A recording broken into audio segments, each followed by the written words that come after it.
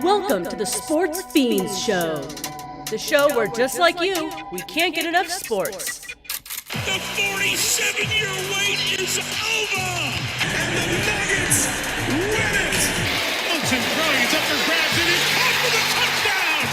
And the Denver Broncos have taken Super Bowl 50. And the Avalanche are 2022 Stanley Cup champions! And a shot into the back of the net for Diego Rubio! Now here's your hosts, Arthur Knight,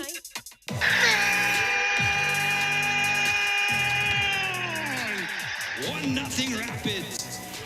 They are champions. Yo, what's good in the hood? Welcome to the Sportz Phenz Show. I am Arthur Knight, and with me today is a special guest that really doesn't need an introduction, but I will introduce him. This is the super producer from 92.5 Altitude Sports. The morning sprint. The morning sprint, that's right. I should know because I do listen every day. I text this guy like every day, like, dude, great show. I love this, that, and the third. But welcome to the show, my guy.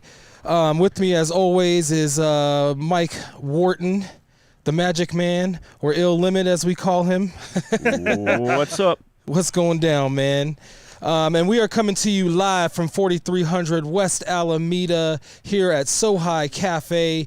Come on by, get you some Viper Pit barbecue. You can also get some it's a taqueria now. You can get some coffee, Ozo coffee, which is bomb.com. I'm not even gonna lie. They've got Al Pastor, asada, barbacoa, pollo, brisket, all kinds of stuff, man. Get you some tacos. You can't not get the Viper Pit barbecue. We're gonna get some of that today. I already told KJ we gonna get that today. Need those ribs. Oh man, Vinny said he's got everything available, so that means ribs, wings, hot links. Don't forget the smoked mac and cheese. He also's got them barbecue beans on point today. Again, 4300 West Alameda, open from 8 a.m. until 8 p.m. You can call ahead and get your orders ready for the coming football season in a couple of weeks because football is upon us. 303-807-0151. Tell them the Sportz Phenz sent you. Get you a 10% discount. We are also coming to you from INV Vision. INV Vision is devoted to offering affordable and fashionable eye care. And my computer froze. INV Vision is devoted to offering affordable and fashionable eyewear. INV is your eye care advocates. Their goal is to provide all with the education and awareness needed to make an informed decision about your vision and health. They are located off of Alameda and Buckley in Aurora, Colorado, but you can call today at 720-762-4290 or book online at invvision.com. They take most medical insurance and Medicaid, so call or book today, 720-762-4290 or invvision.com. That's 720-762-4290 or invvision.com. INVVision, we see you. Okay, so KJ. Yes, sir. My guy. What's going on, man? It is good to see you, my dude. To see you, it's been a minute since we worked at the TV station together, right? I know, man. It's been a couple years. It's been a good minute, man. I think I've been back at Amazon for almost 3 or a little over 3. So, me and this guy went to the same school. We also worked together at a TV station. He was at the weather station. I was at the news station. Mm-hmm. But we would always find a way to talk Broncos, talk sports. And now my guy is doing it big. I couldn't believe I heard him when I turned on 42.5 or 92.5, 42.5. What station is that, guys? We're not professional here, KJ, like you guys are. We're completely not professional. But 92.5, man, because I listened to that station all day, and then I heard my guy doing his football segment, man, and I couldn't be more prouder of you, man. It's a good show. I listen to it daily because it's on my way to school, or I'm in school. What am I doing? On my way to work. I was going to school a couple months ago, but on my way to work, my schedule's like noon, so I'm listening to you guys on my way in. So we just want to pick your brain a little bit today on how you feel the Broncos are doing, because I know you're a fan. You're not just analytic. You're not just an analyst with the game.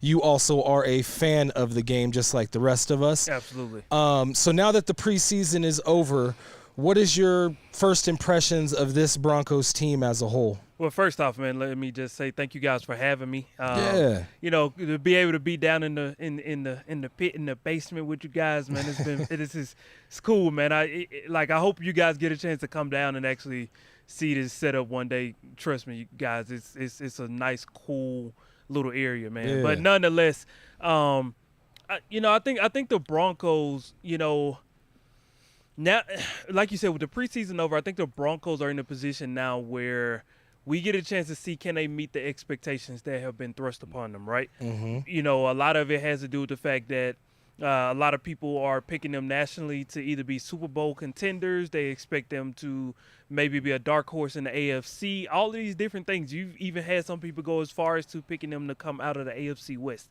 And I think all of that stuff is great. Mm-hmm. But at the end of the day, it all rides on the shoulders of Bo Nix. So can Bo Nix step up to the expectations that is thrust upon him? Mm-hmm. Can the rookie running back, can he step up? Can we trust that this defense will step in and actually be as good as they were last year or better? Because they actually have better pieces. Right. They have better weapons now. They traded Devon Vele, so they think they have a better wide receiver in Pat Bryant. So all of these little things that have been matriculating through training camp is going to become important to see, can it come to pass here in 2025. So I'm looking to see if the Broncos can do it. I think they can, but what I think and what can really happen are two totally different things. So Ain't that the truth, man? Ain't that the truth? Mike, you got a question? Well, so, look, Sean Payton's been out there kind of wilding a little bit. oh, my goodness. Talking a little bit too much. He's doing too much. And I think kind of putting things out there that maybe he shouldn't be doing is kind There's a line, and right? as you said, like, we got like this national attention now, and I wonder maybe a little bit of that's because of Sean Payton talking about a Super Bowl, potential, or like Bo Nix ranked in the top 4 or 5 quarterbacks in the league. But like with him doing all that talking and all this kind of chatter around the country, pretty much, I mean, now that we've got a handful of series, as like a sample size from this preseason, are we, and maybe they might have underperformed, especially considering the expectations that are put out there. Do we feel like maybe we have something to be worried about right now? Because they didn't necessarily hit those marks that they were selling it to us as. You know what I mean? Yeah. No, I think that's a great question. I would say I think iron sharpens iron, and I think we saw a lot of that during the preseason. So I think the offense that we are expecting under Sean Payton, I think will come to pass at some point. But I would caution everybody that I do think early on, if you guys think that the Broncos offense is going to be scoring anywhere between 25 to 35 points a game starting off, I think you're sadly mistaken. Again, it's Cortland Sutton that's coming back, but he has 2 new running backs. He has 2 an emerging receiver in Troy Franklin, but a brand new receiver in Pat Bryant. He also has a brand new tight end in Evan Ingram. So there's a lot of factors that go into this offense. The defense will be fine. Vance Joseph knows what he's doing. He's been knowing what he's doing, and he's going to continue to know what he's doing because he was a head coach, not to mention he's just a great defensive mind. So I'm not worried about that side of the ball. I'm worried about the offense. The offense will take time, and I do need you all to be patient in Broncos country to understand that Bo Nix will figure his way out. He's not a rookie anymore. From what I'm hearing, he's doing a great job getting the guys in and out of the huddle. He's doing a great job of making sure he's making his checks at the line. He's doing a great job of making sure he's getting through 1, 2, 3 reads. So when you look at the grand scheme of things, I think there's a lot that's already nailed against the wall. But to factor in all of the new pieces that they have, that's something that we've got to keep in mind, and we've got to exercise at least a little bit of patience, at least through the first 4 to 6 weeks. Well, and to your point, like Franklin is growing into his role, and Bo Nix has got to feel out that role. Even though they have been playing together since college, his role in college is not the same role that he's playing right now, right? So, Not at all. So they have to find that chemistry within his new role. And so you mentioned earlier in your first answer that, everything's going to be riding on Bo Nix. So with that in mind, after what you've seen in this preseason from Bo Nix in game time play, are you concerned or are you convinced that he's going to live up to the hype? I am convinced. I am. Okay. And I think a lot of that has to do with us understanding that there will be growing pains, but Sean Payton will never put him in a position to do more than he actually can do. And we've got to trust that Sean knows his quarterback and his quarterback knows his coach, and that they love each other enough to be honest with each other to know what is expected of each other. So I don't think Sean Payton will put Bo Nix in a situation where Bo Nix will fail.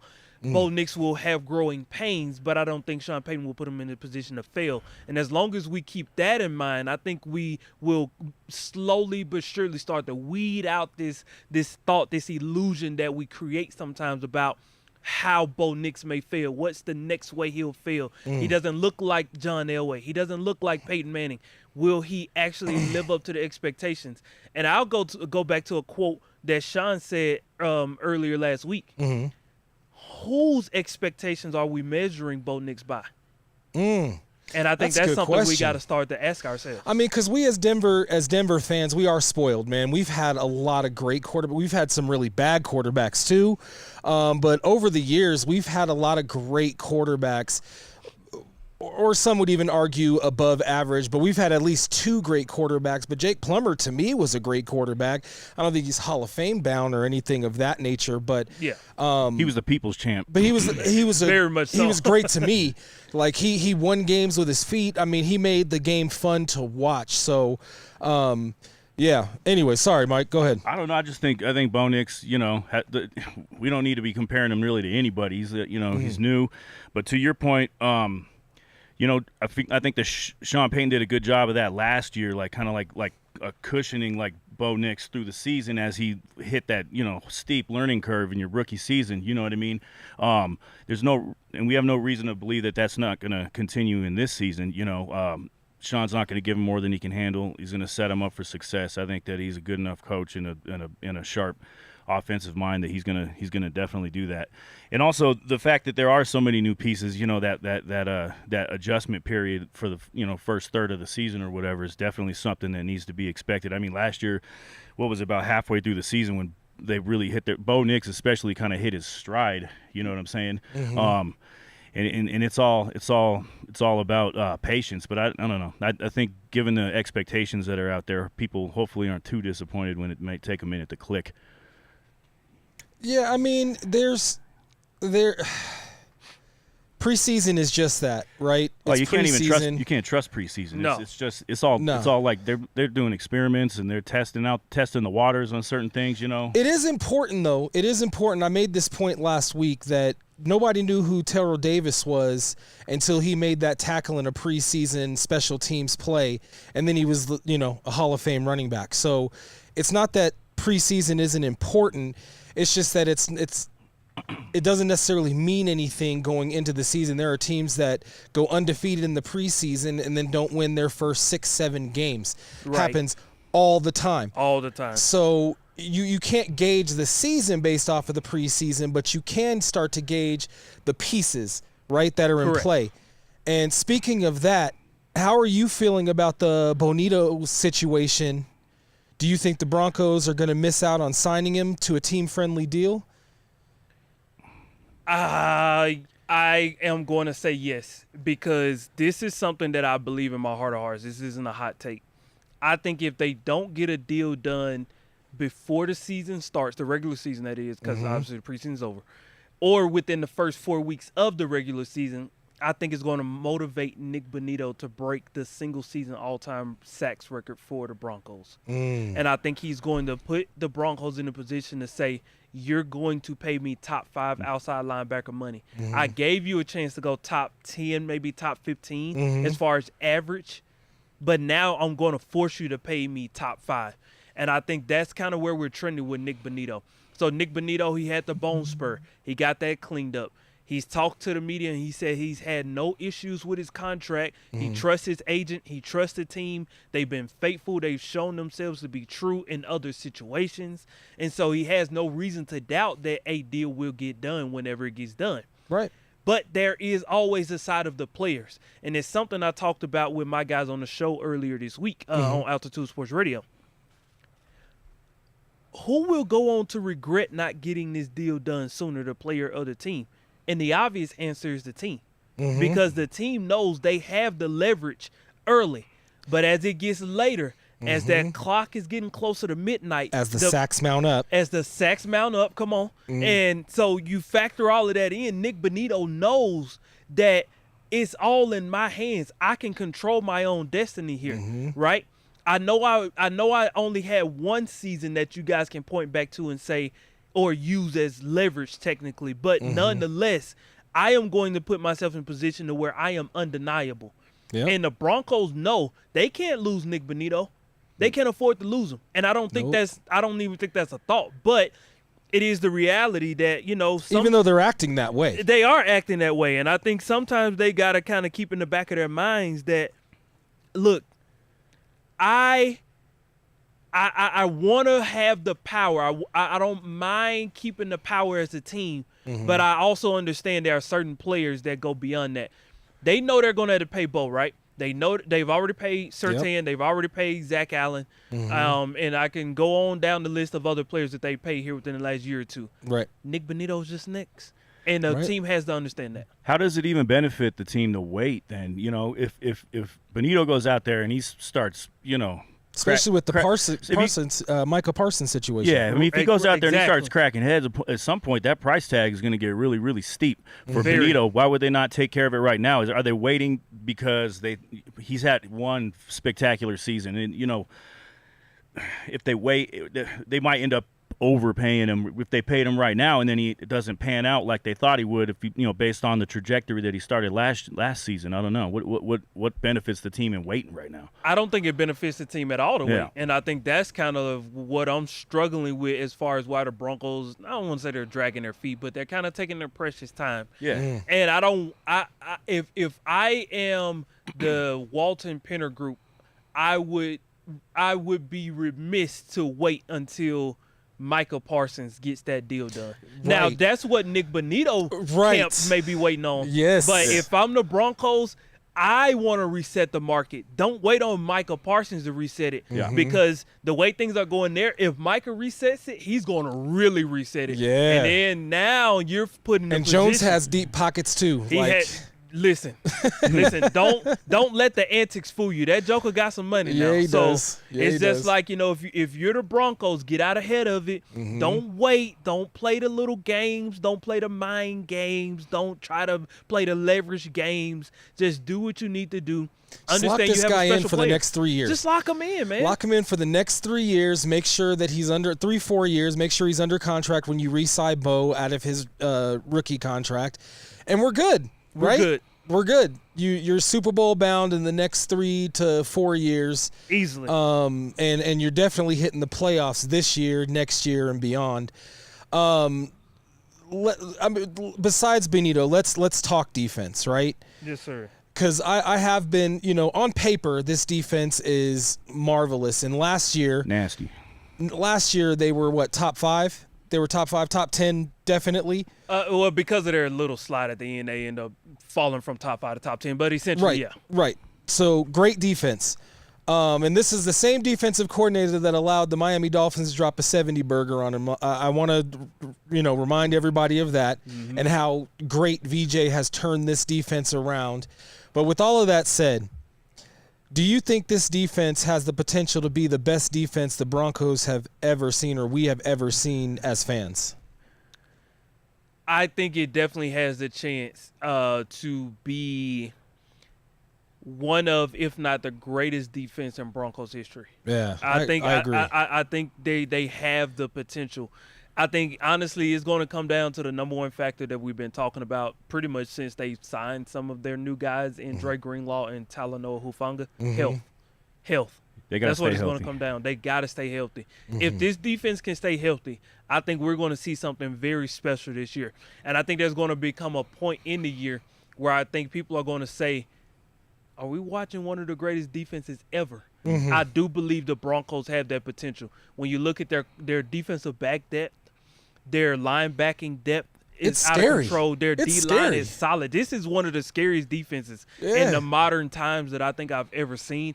I want to see it all live because we haven't seen it all live. That's the part that I'm a little nervous about. The first time they're all going to play together as one in a real situation is going to be week 1 against Tennessee. Right. That's the only thing I'm nervous about. If Tennessee can find something early that can be put on tape, I don't know. I don't think it'll happen, there but is it no is a tape possibility. because, as you said, they're starting out the first game playing together in week 1. So there is no tape unless they're illegally recording the practices. I mean, which has been known to happen. There could be another Belichick. I don't know. It's been known to happen.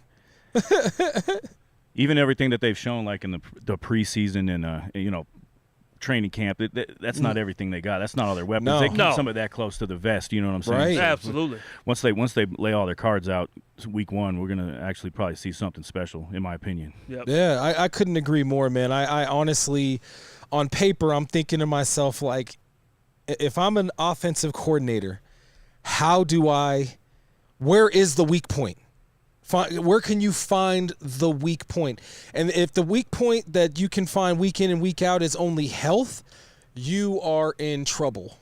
Because if there's no other weak point besides, okay, hopefully this guy gets hurt, hopefully this guy goes down, I don't know where the weak point is, man. There's run stoppers on this defense.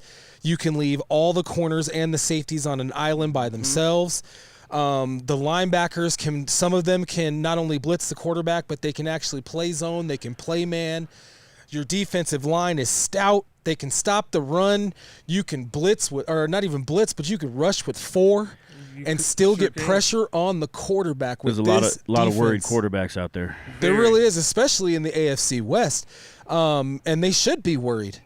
But let me ask you this: should the Sanders family be worried? Shiloh they had a bad weekend. Yeah, they had a real bad weekend, man. I have been an advocate of Shador. I have been an advocate of him because I think he got a raw deal going into the NFL, and I'd like to get your point on that as well. Yeah. Because I think he got a raw deal. They haven't given him any kind of reps with the ones, and yet they just throw him out there and like, hey, make it do what it do. And the first game he did, and then he got injured, and now he comes back from the small injury, and he's not the same.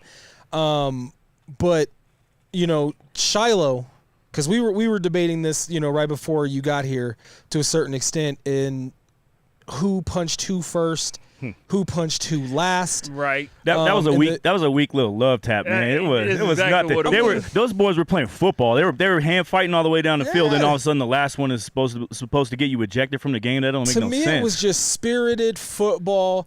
Both of them were slapping helmets, hand fighting, as Mike said.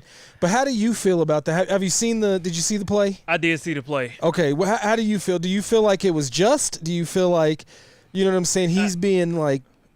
I think it wasn't just. I think if you're going to throw Shiloh out, you got to throw the tight end out as well. Yeah. I think that's the only way to handle that situation if you're going to throw him out. Right. I think in a situation like that, I think you just throw 2 15-yard penalties and call it even. I think that's you have 2 unsportsmanlike conducts. Right. That's what I think should have happened because Shiloh hasn't been doing this all preseason. This hasn't been something that's He doesn't have a history of this. Well, he doesn't, right? Right. And college does not allow you to take that over into the NFL as far as what referees think about you. Those the NFL referees could care less about what you did in college. Exactly. You know what I mean? And so it's just like, I don't know what the motive was. The motive felt a little weird last night. And so I do think he got the short end of the stick. Mm-hmm. But I've been kind of going back and forth about this, and I want to pose this to you guys. Mm-hmm. Does he have an opportunity to land on another team in the NFL? I mean, I was going to ask you, should the Broncos try to go after him for depth? See, I don't know about that because even though it was kind of questionable that he got ejected, that shouldn't have happened. But like, I don't think you necessarily just get straight cut from the team. You get waived just for getting ejected in that situation, especially this. Considering they were going to waive him anyways. They gave him a reason. He gave them a reason. There might have been other things. They weren't liking it. His fit. Or whatever, something lack of performance. He wasn't at the level that they wanted him to be at. So it's hard to say, like, if I don't know. I don't think the Broncos should pick him up. They could put him on the practice squad. Nah, they don't need to do that. First off, where would he fit? Because you got Talanoa Hufanga, you got Brandon Jones, you have PJ Locke, you have Devon Key, you have J.L. Skinner. Yeah. No, I don't think there's any place for him on the Broncos. I feel bad that's for enough depth. Right. That's what I'm like. That is enough depth. That's almost like the trench in the ocean that the Mariana or what is that trench called? I think it's that's the Mariana Trench. That's deep. Yeah. That's deep right there. Yeah, you got me on that one. I can't even say, because you're like naming these players and I'm like, ooh, who would we move? Nah, we're not moving him. Nah, we're not moving him. Yeah, we don't need him. But to answer your question more thoroughly, I think there are some teams out there that still need some safety help. I mean, I believe Atlanta would be a good landing spot for him. But, I mean, there's going to be opportunities. There's going to be injuries throughout the season, and he's going to get an opportunity. I think he's pretty good at his position, and if you didn't name all of those players that are just seasoned veterans now that have played in this system, know the system, they are vets. I'm not giving up any of them for a rookie. I don't care what the last name is on the back of his jersey. I'm definitively going to stick with my guys that know how to play in my system. Last question, though, and this is more of a Broncos question because we just said that the Broncos could have not only the greatest Broncos defense we've ever seen, but you said, this might even be or has the potential to be the greatest defense that anyone has ever seen, right? So how do the Broncos keep VJ, or since you guys have been at camp for, this entire preseason, is there a VJ disciple that could just plug and play or step in and step up? Because we all know if that does happen, if they do become the best defense, top three, let's say even top three defense, that'll be 2 years in a row that he's had the top 10 defense.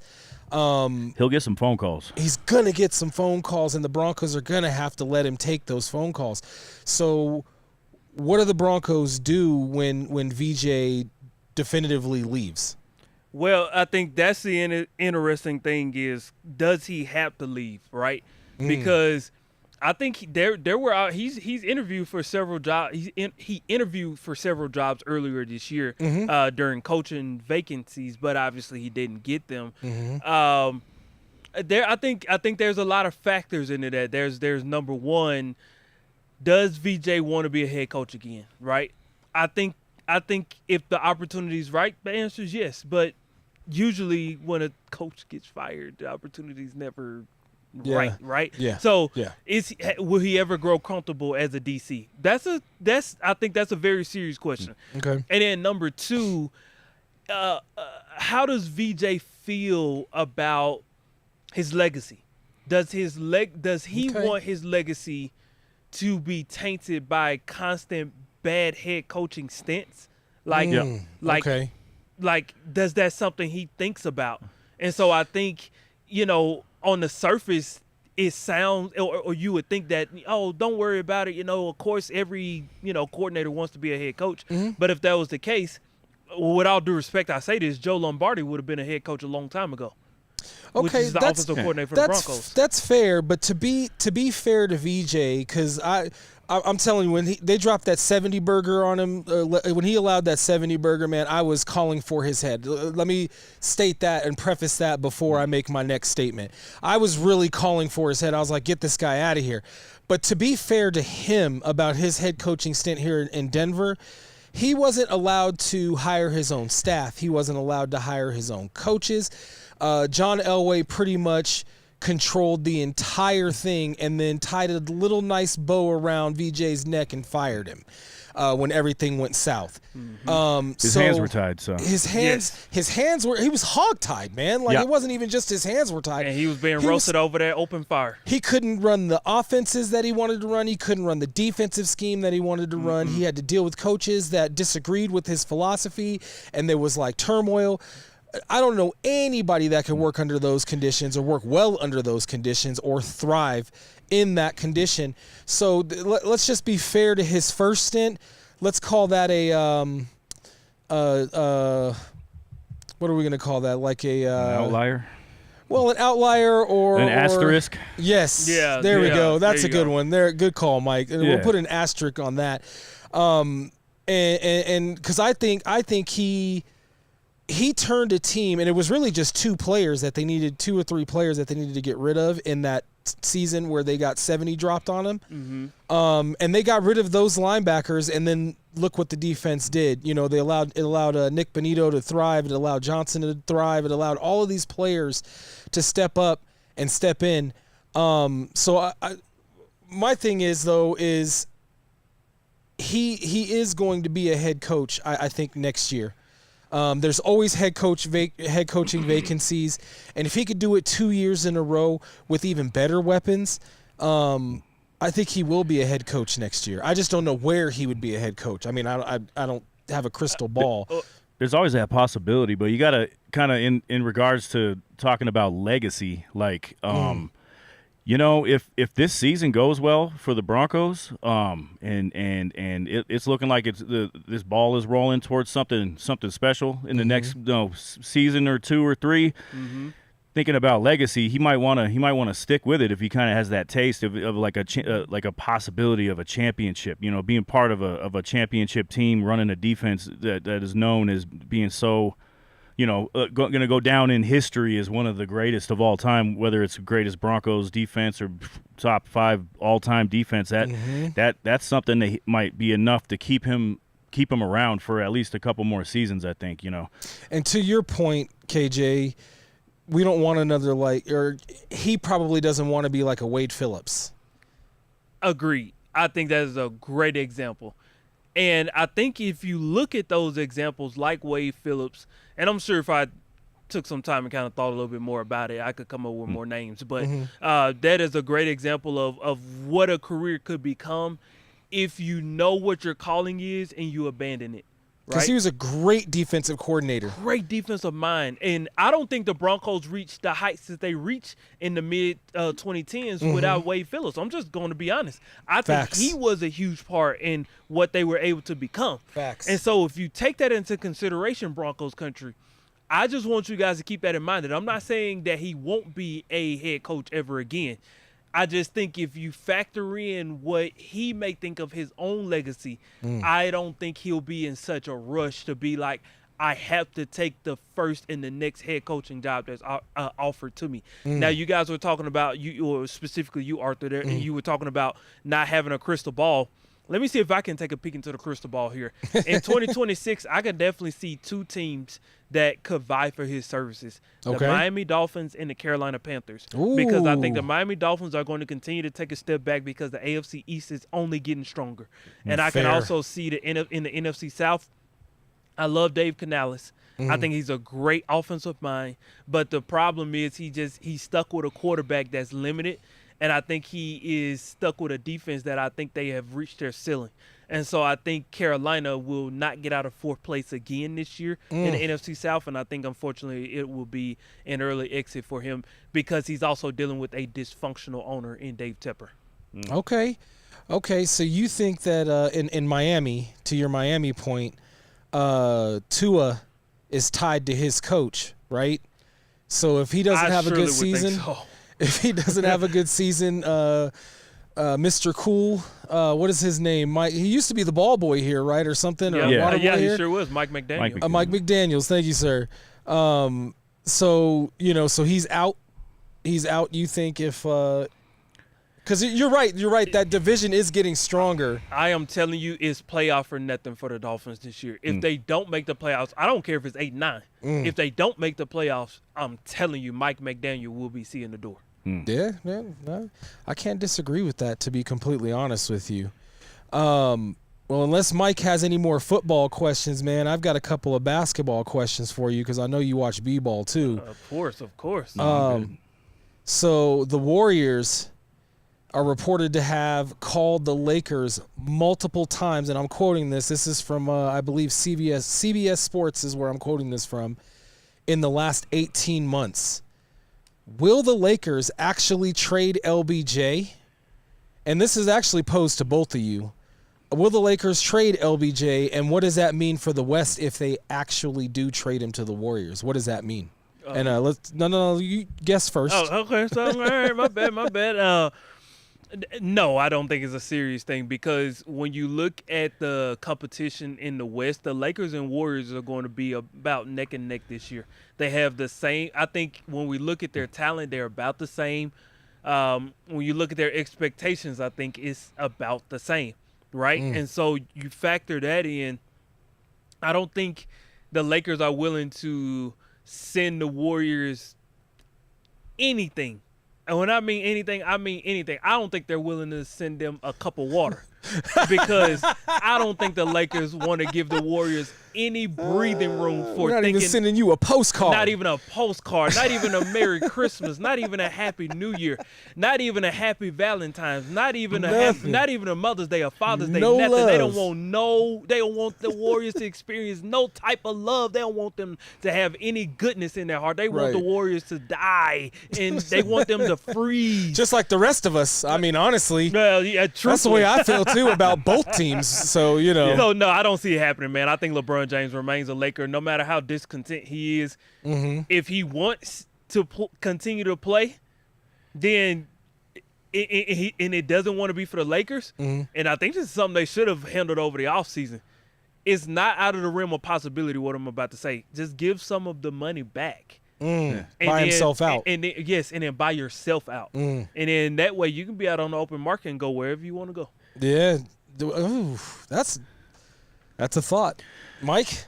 Yeah, I mean, I was gonna say if LeBron was gonna be leaving the Lakers, it would definitely by his own accord. You know what I mean? That mean he kind of has a tendency to do that, get himself in and out of places, at will, anyways. Right. Right. And I could see like with Luka, being like the new face of the team, like maybe that might make him want to like go somewhere else, but then at the same time, like JJ Redick is his buddy, like I don't know. He got him the job. Yeah, Yep. I mean they're like they're like this, so I don't know. It's hard to say. I think for now I don't see LeBron going anywhere, and I think that's just rumors. I can't possibly imagine that the any way, shape, or form the Lakers wanting LeBron on the Warriors. That's Well, my thought with is Steph. My thought is with y'all. Like, there's no way. Number one, that they would trade him within the conference. Like, there's just no way. No way in the world. They have to face Golden State 3-4 times this season. Why would you do that to yourself? And then two, what does Golden? And this is probably why they've made several phone calls but have gotten no traction whatsoever in 18 months. Is because what does Golden State have that they could give the Lakers? They don't have a fountain of youth or anything. They don't have depth anymore. They're an aging team that, I mean, they're going to give up Green. Are the Lakers going to take Green? No, it for would, LeBron? No, Like- not at all. I think it would be a combination of Brandon Podziemski. It would be a combination of Moses Moody. You probably Draft picks. definitely draft picks, whatever that looks like for the Warriors. But $50 million is a lot to match. Like 56 or whatever he's getting is a lot to match. Which brings me to my next point. It would have to be Jimmy Butler. Yeah, and I don't think Golden State wants to give up Jimmy. They had to give up a lot to get him. Yeah. Exactly. Yeah. And now you're going to give up even more to lose him. No. It doesn't make any sense. I mean, I just wanted to pose the question, like, if he was, like, let's say they trade him to somewhere in the East, but he gets traded back to the West by that team to Golden State by, like, proxy, let's say. It happens in hockey all the time. Like Duchesne, was it Matt Duchesne that happened to the Avalanche? Yep. They traded him to the East, and then that team traded him back to the West, and then he ends up being the guy that beats the Avalanche in the playoffs. Mikko. Was that Ratnanen? Yeah, no, yeah, it was Mikko Ratnanen. Rantanen. Thank you. My apologies, Avalanche Country. My apologies. But still, I mean, it happens. It happens, and that could still happen in the NBA as well. But I don't see, as you guys said, I don't see him going anywhere in the West. The only place that I could see him going is back to Cleveland to finish out the rest of his career. But your thought, though, I hadn't even thought about that, him buying himself out. It's not like he doesn't have the money. He's not short on the loot. I don't even know why he picked up the option. He could have just not picked up that option anyway. So to have to pay out $56 million because of your arrogance, it just seems foolish to me. But hey, he could.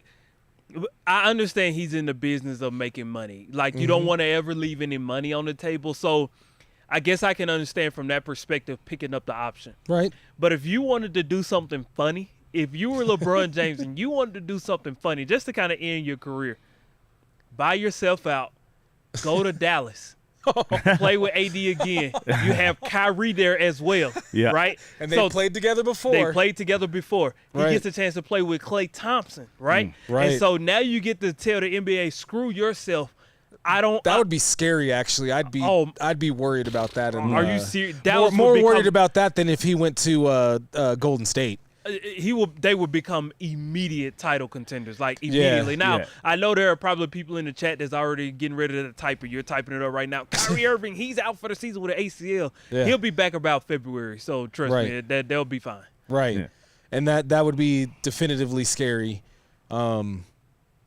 I know as a Denver Nuggets fan, I don't even want I don't want any of that smoke. Like, please, if he gets traded or goes to if he buys himself out, just leave the West. Please. LBJ, go back to the East. You dominated in the East. You've had nothing but struggles in the West.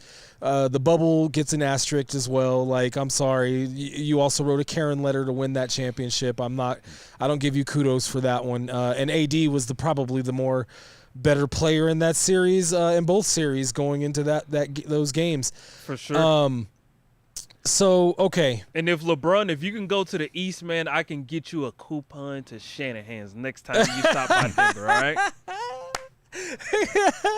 You know what? I want that coupon, man. Forget him, dog. I want to go to Shanahan's, dog. What you talking about, bro? LBJ can afford Shanahan's, man. He can, but there's nothing like it being on the house. Hey, you ain't said that's the truth right there. Man. Free always tastes good. Man, free is always the best. Always. Well, you know what's not the best? Getting sentenced to 30 days of home monitoring for defending yourself. I'm a bit confused to why he would get convicted of a crime.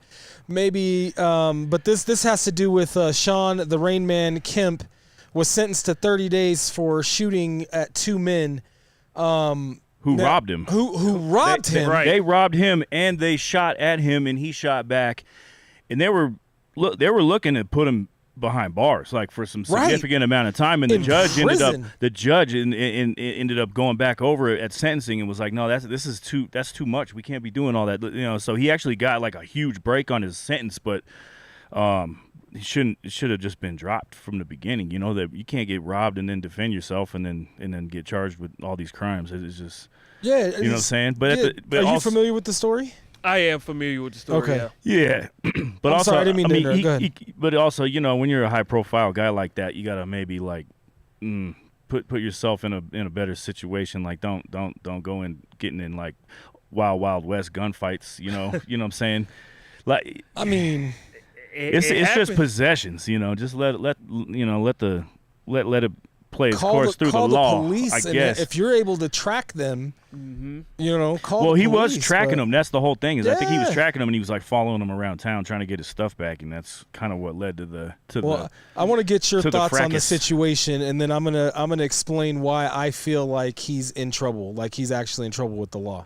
Well, first off, I think, you know, if you're Shawn Kemp, you have to understand who you are. You have to understand your fame, your publicity. You have to understand what you've done to accumulate these things. And so I don't know if And you live in a digital age. And you live in a digital age. I don't know in that moment specifically what he did to make himself a target, if these were just hoodlums who were looking to get things off of him, or if they knew somebody through a mutual that they were like, okay, the next opportunity we see Shawn, we're going to get him. I don't know the fullness of the situation. But what I do know, Shawn, is you have family, you have friends, you have kids, you have loved ones, you have just an entire community that loves you, Shawn Kemp. And I know you don't want to lose everything you work for or whatever that thing that was considered everything in that moment to you. You can tell in the exhale he did when the judge told him he was only getting 30 days of house arrest. Man, He said, I mean, right. He caught a break this time, and Huge he definitely, break. definitely maybe like take this as a lesson moving forward that he doesn't, need to be involving himself in those situations. Yeah, you can't. Right. You can't do. You can't, Period. And you can't put anybody else in that situation either. No. You know, and if that you're was going to Shawn. be my point, is you're shooting in public areas. Like, you don't want that on your head or on that on your shoulders, that you shot an innocent kid, or you shot some, father on his way home to his kids, or, any of those tragic things that could have happened. You don't want that on your heart and head, man. But here's the thing, is a lot of people don't realize, and, I wanted to go to law school for the longest time. And I'm probably going to be putting a little too much of my niece's business out in the street, but she's grown now and she turned her life around, so it really doesn't matter. Yeah. But self-defense only goes so far. And I had to explain that to my niece when she was in middle school or just starting high school. She had these 3 girls that tried to jump her, but my niece has hands. She laid 2 of them out, and then the third one was like, expletive, and decided to run away. Well, my niece, in her rage and, in that moment, chased her down and beat her down too. And that was the very moment that she got in trouble for. So it's the same thing with Shawn Kemp.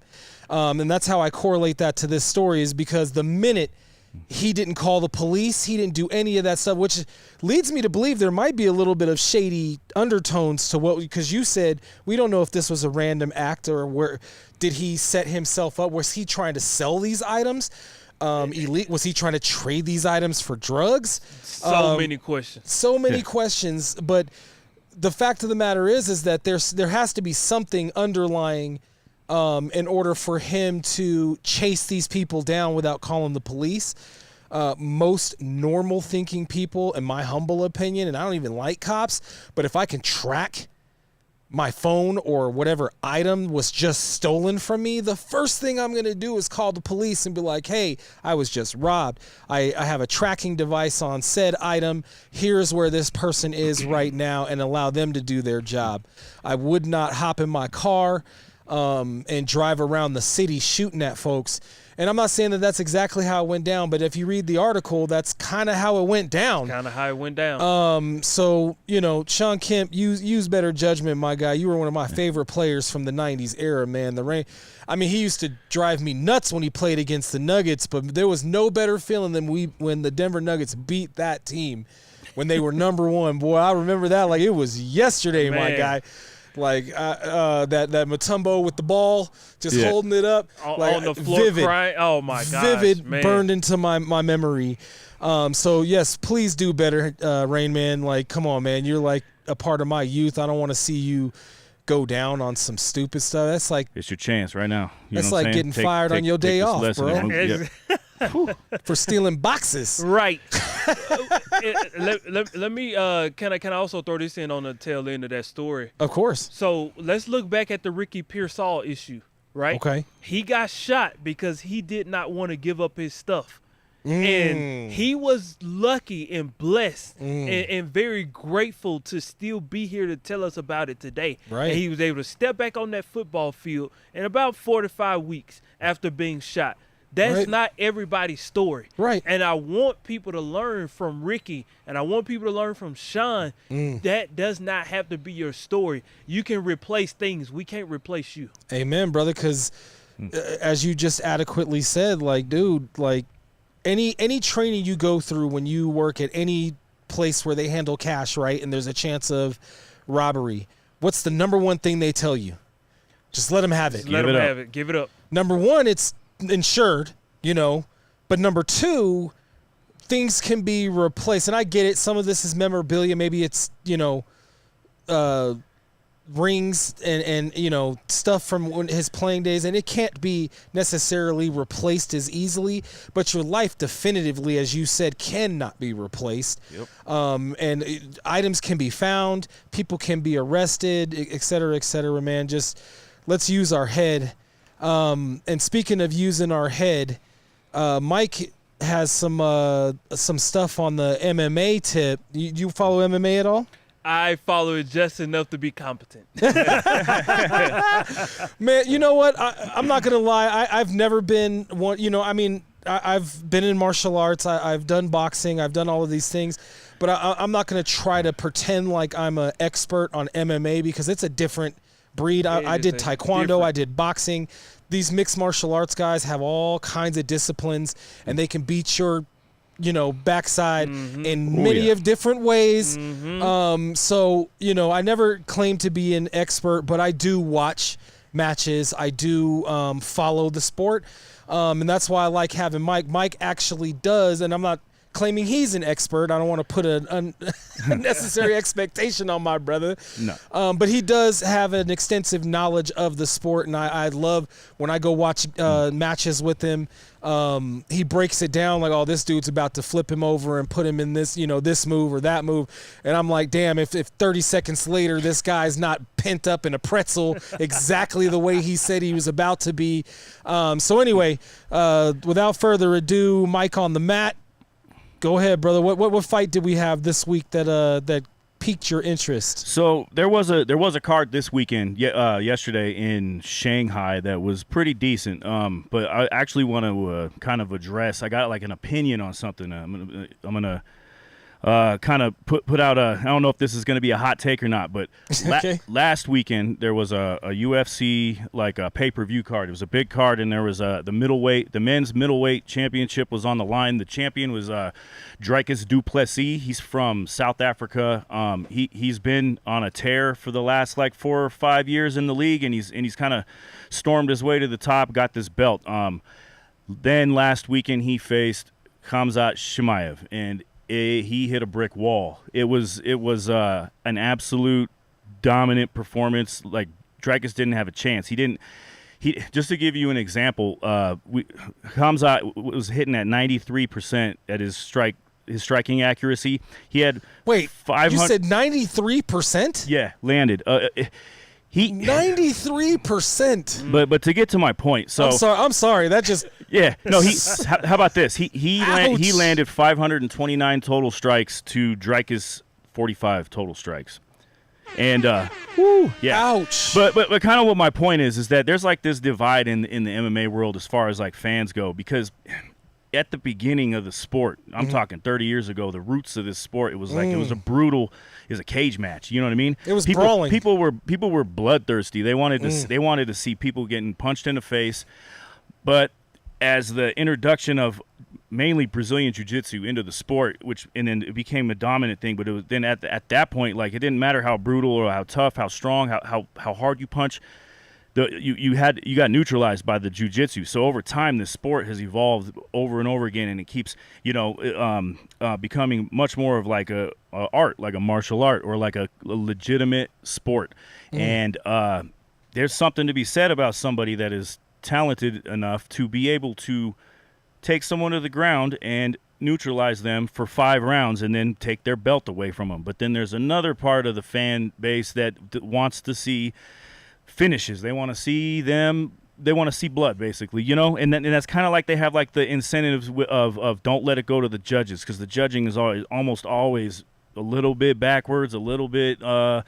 The way they score is weird. I mean, yeah, it's a little bit sketchy. So they say don't let it go to the judges. That's the mantra from the UFC to their fighters, so that they can kind of encourage a finish, like a knockout or a submission. And right. And so this last week's fight between Khamzat and Dricus was a lot of people say boring. You know, there's guys they call it the meathead factor, where like when people start to grapple or they're up against the fence, the crowd starts booing because they're not seeing the action that they want to see. They want to see strikes. They want to see, yeah. But then guys like me, like I enjoy that. I enjoy the grappling. I enjoy the utilizing leverage. I enjoy the chess match that comes with that part of the sport. But and so maybe like, I don't know, 15 or more years ago, George St. Pierre, he kind of like spearheaded this. They call it lay and pray, where he was so good that there's nothing that his opponents could do about it. But he just kind of got him on the ground and laid on him. And this is a way to prove, A, I'm that dominant over you, and B, to keep yourself safe and injury free so you can go to the next fight. That guy's still in incredible shape to this day. Instead of taking risks. However, I do have to say that this one-time particular fight was extremely boring, and I wish that maybe Khamzat had worked a little bit harder at trying to like not make it more exciting, because I thought it was impressive what he did, and it's also impressive that Du Plessis was able to like survive, because he was completely outmatched. It was 12 takedowns to 1 takedown, and I think that he had like out of I think he had like, you know, like 22 or 23 minutes of control time for the fight, which is pretty much the entire fight. And so by the end, when there was no blood, there was no one got knocked out, people were super disappointed in this fight. And I got to say, I kind of lean towards, yes, it was boring, but I still appreciate what I watched. And I just want, I want people that if you really are a fan of the sport, then you should appreciate the grappling side of things, you know, and not be such a casual. And bottom line is that stuff hurts. You think them holding you like that's an exertion of energy. If you've ever been a wrestler in middle school, high school, or college or whatever, leverage like that wears you out and it hurts. That's not something that's just like, oh, they're just wrestling and hugging. Like, dude, you try it. Yeah. You step into that ring for 2 to 3 minutes and allow somebody to do that to you for 2 to 3 minutes and see how you won't need a chiropractor for the next 3 years. Yeah, easily. Yeah, I mean, these guys, they weighed in at 185, but come fight time, they rehydrate, they gain 25 pounds of that back. And solid muscle. That's a large human being to be carrying around on your back for 25 minutes. You know trying what I'm saying? to fold you in half like a lawn chair. Yeah. Like, you try it sometime, even with somebody who's not in peak physical condition and trained in jiu-jitsu. You try it. I dare you. I implore you, actually, to try and then be able to get up and just walk around like it was nothing. Like the fact that you said 93% of landed punches and it was 500 and something punches that were landed. 529 punches. Bruh, that right there alone is impressive. Yeah. Like, are you serious? Yeah. Can you do that? Like, those people that are complaining that it was boring, can you do that? I think I'll throw 5 punches and I'll be tired. And you wouldn't land 93% of them. Now, also to be fair, he landed 529 punches, but only 37 were considered to be significant strikes. So a lot of it was just kind of little ticky-tack sort of, taps on while he's maintaining control on the ground, trying to distract him to get an arm or but something like that. But if you're landing 93% of them, he's not punching glove, he's not punching elbow, he's not punching shoulder, he's punching head or body component, right? Oh, yeah. So, I mean, whether they're love taps or they're haymakers, 529, that adds up. Bruh, especially 529 to the body? Right, that's what I'm saying. My hands would be like down here. Right, even like, please don't hit me in the face. Even if they're not considered a quote-unquote significant strike, any strike from Khamzat Chimaev is going to hurt. You're going to feel it. Well, Mike, let me ask you a question. What percentage of total strikes I want to make sure I ask this properly. Like, when we look at significant strikes compared to total strikes, what percentage should significant strikes be at when we look at the 100% of total strikes? Like, I mean, what would be a good percentage for that? It just depends on because when they tabulate these, it depends on the style. You know, like there's some guys that are more of a kickboxer or a boxer, and that involves a lot of jabs, a lot of feints, and they're trying to break something when they do that. A lot of Right. it involves a lot of strikes that are like made to either get a read off of their opponent and or to kind of manipulate how they react. So, but you know, only 37. You know, I think maybe like at least probably like 35 to 40% should probably be.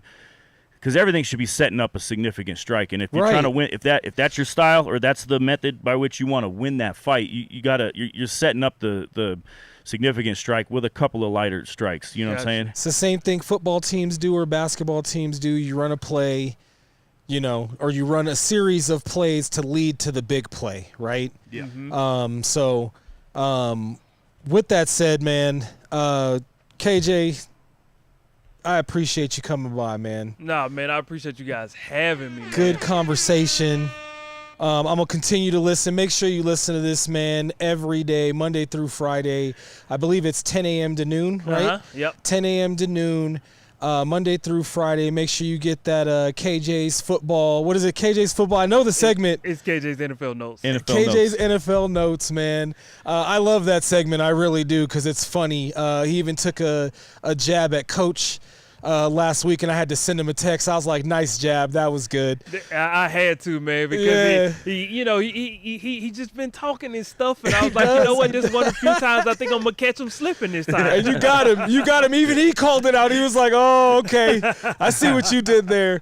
But it had me cracking up on my way into work, man. You guys have me cracking up. Keep doing what you're doing. Make sure you catch him 10 to 12, Monday through Friday, 92.5 Altitude Sports, the morning sprint.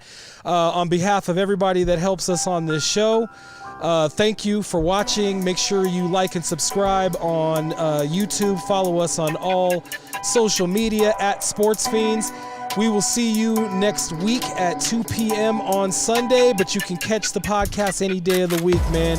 We appreciate your support, and we will holla at you next week. Peace. Adios.